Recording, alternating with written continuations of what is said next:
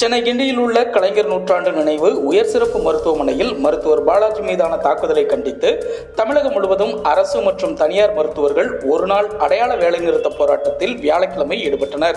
பல்வேறு அரசு மருத்துவமனை முன்பாக மருத்துவர்கள், மருத்துவ மாணவர்கள் கண்டன ஆர்ப்பாட்டத்தில் ஈடுபட்டனர். தமிழகம் முழுவதும் உள்ள அரசு மருத்துவமனைகளில் பாதுகாப்பை அதிகரித்தல், மருத்துவர்களுக்கு பாதுகாப்பை உறுதி செய்தல் உள்ளிட்ட கோரிக்கைகளை வலியுறுத்தி முழக்கங்களை அவர்கள் எழுப்பினர்.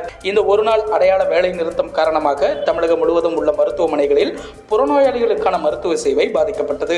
சென்னை கிண்டியில் உள்ள கலைஞர் நூற்றாண்டு நினைவு உயர் சிறப்பு மருத்துவமனையில் தாக்கப்பட்டு சிகிச்சை பெற்று வரும் மருத்துவர் பாலாஜியை வியாழக்கிழமை காலை மருத்துவம் மற்றும் மக்கள் நல்வாழ்வுத்துறை அமைச்சர் மா. சுப்பிரமணியன் நேரில் சந்தித்து நலம் விசாரித்தார். பின்னர் செய்தியாளர்களிடம் அவர் கூறும்போது, கடந்த அக்டோபர் 8ஆம் தேதி முதல் சென்னை ராஜீவ்காந்தி அரசு மருத்துவமனையில் 4 நிறங்களை கொண்ட கையில் கட்டிக்கொள்ளும் வகையில் அடையாள அட்டை அறிமுகப்படுத்தப்பட்டு நடைமுறையில் இருக்கிறது.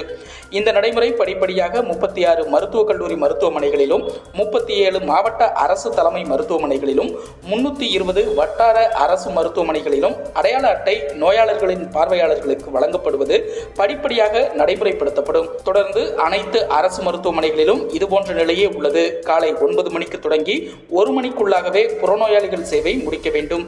எனவே இதுபோன்ற இடங்களில் மெட்டல் டிடெக்டர் அமைப்பதற்கான சாத்தியக்கூறுகள் குறித்து ஆராய ஒரு சில இடங்களில் அமைக்க நடவடிக்கை எடுக்கப்பட்டுள்ளது. தொடர்ந்து மற்ற இடங்களுக்கும் விரிவுபடுத்த நடவடிக்கை எடுக்கப்படும் என்று அமைச்சர் மா. சுப்பிரமணியன் கூறியுள்ளார். மத்திய அரசு வேளாண் நிலங்களை டிஜிட்டல் முறைக்கு மாற்றுவதற்கு திட்டமிட்டு சர்வே செய்திட நிதியும் ஒதுக்கியுள்ளது. ஆனால் தமிழக அரசோ வேளாண் கல்லூரி மாணவர்களை வைத்து இந்த பணியை மேற்கொள்கிறது. இப்பணியை மேற்கொண்ட மாணவர்களை பாம்புகள், விஷ ஜந்துக்கள் கடித்துள்ளன. மாணவர்கள் யாரும் இறந்தால் அதற்கு தமிழக அரசே முழு காரணம். இப்பணிகளுக்கு வேளாண் கல்லூரி மாணவர்களை பயன்படுத்துவதற்கு கண்டனத்தை தெரிவித்துக் கொள்கிறோம் என்று அதிமுக பொதுச் செயலாளர் எடப்பாடி பழனிசாமி கூறியுள்ளார். தமிழகத்தில் வெள்ளிக்கிழமை ராமநாதபுரம், புதுக்கோட்டை, தஞ்சாவூர், திருவாரூர், நாகப்பட்டினம், மயிலாடுதுறை, கடலூர் ஆகிய 7 மாவட்டங்கள் மற்றும் காரைக்கால் பகுதிகளில் ஓரிரு இடங்களில் கனமழை பெய்ய வாய்ப்புள்ளதாக சென்னை வானிலை ஆய்வு மையம் தெரிவித்துள்ளது. பொதுக்கூட்டங்களில் நான் காட்டும் அரசியல் சாசன புத்தகத்தில் வெற்று பக்கங்கள் உள்ளதாக பிரதமர் நரேந்திர மோடி கூறுகிறார். நரேந்திர மோடிக்கு அரசியல் சாசனம் காலியாக உள்ளது, ஏனென்றால் அவர் அதை படிக்கவில்லை என ராகுல் காந்தி பதிலடி வழங்கியுள்ளார். காமன்வெல்த் ஆஃப் டொமினிகா தனது உயரிய தேசிய விருதான டொமினிகா விருதை பிரதமர் நரேந்திர மோடிக்கு வழங்குவதாக அறிவித்துள்ளது. கரோனா தொற்றின் போது டொமினிகாவுக்கு 70,000 டோஸ் தடுப்பூசியை இந்தியா வழங்கியது. அதோடு டொமினிகாவின் சுகாதாரம், கல்வி, தகவல் தொழில்நுட்பம் ஆகியவற்றின் வளர்ச்சிக்கும் இந்தியா உதவிகளை அளித்தது. இதற்கு நன்றி தெரிவிக்கும் விதமாக தங்கள் நாட்டின் உயரிய விருதை பிரதமர் மோடிக்கு வழங்க உள்ளதாக டொமினிகா அறிவித்துள்ளது. சென்னையில் தங்கத்தின் விலை வியாழக்கிழமை மேலும் குறைந்தது. 22 கேரட் ஆபரண தங்கத்தின் விலை 1 கிராம் ரூபாய் 6,935க்கு விற்பனையானது. பவுனுக்கு ரூபாய் 880 குறைந்து 1 பவுன் 55,480க்கு விற்பனையானது. கடந்த 2 வாரங்களில் தங்கம் விலை பவுனுக்கு ரூபாய் 4,160 வரை குறைந்துள்ளது குறிப்பிடத்தக்கது. சிறப்பு இயக்கத்தில் தனியார் பேருந்துகளை பயன்படுத்தியதால் ஏற்பட்ட இழப்பு விவரங்களை சுட்டிக்காட்டி போக்குவரத்து அமைச்சருக்கு CITU கடிதம் அனுப்பியுள்ளது. அதில் சிறப்பு இயக்கத்தில் 1 கிலோமீட்டருக்கு ரூபாய் 30க்கு மேல் வருவாய் கிடைக்கும். இவ்வாறு வருவாய் கிடைப்பதை தவிர்த்து தனியார் பேருந்துகளை இயக்கியதால் போக்குவரத்து கழகங்களுக்கு சுமார் ரூபாய் 50 கோடி இழப்பு ஏற்பட்டுள்ளது. இது எவ்விதத்திலும் நியாயமற்றது என்று தெரிவிக்கப்பட்டுள்ளது.